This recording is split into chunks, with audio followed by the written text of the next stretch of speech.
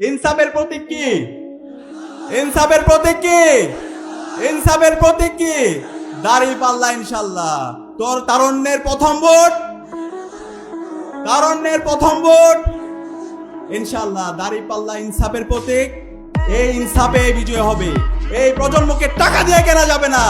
আমরা দেখতে পাচ্ছি আজকে নতুন একটি রাজনৈতিক দল, তারা নিজেদেরকে বড় দল দাবি করে এবং তারা নিজেদেরকে দাবি করছে তারা ক্ষমতায় চলে আসছে।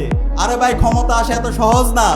চাঁদাবাজি করবেন, টেন্ডারবাজি করবেন, ভোট কেনার আপনি পরিকল্পনা করবেন, আবার হাওয়া ভবন তৈরি করার চেষ্টা করবেন, আবার মানুষের উপর জুলুম করার চেষ্টা করবেন, নারীদের উপর স্লেট শেমিং করবেন, সাইবার বুলিং করবেন, হ্যারাসমেন্ট করবেন।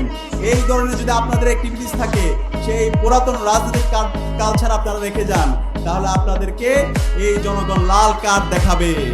জনগণ এই জুলাই বিপ্লবের মাধ্যমে তারা ইনসাফের পক্ষে কথা বলতে শিখে গেছে। ইনসাফকে যে প্রতিনিধিত্ব করবে, যারা সত্যের পথে থাকবে, যারা কল্যাণ রাষ্ট্রের কথা বলবে, যারা কথা এবং কাজের মধ্যে মিল রাখবে, তাদেরকেই এই দেশের মানুষ নির্বাচিত করবে, তাদেরকে নেতা হিসাবে তাদেরকে নির্বাচিত করবে।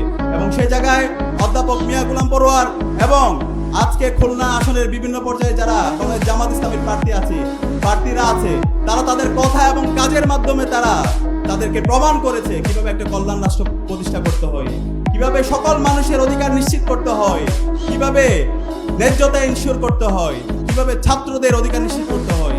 আমরা আমাদের আজকের যারা এই বৃহৎ গণজমায়েতে উপস্থিত হয়েছেন, আপনাদেরকে অনুরোধ করব, আপনারা এই টাকা দ্বারা কারো কাছে বিক্রি হবেন না।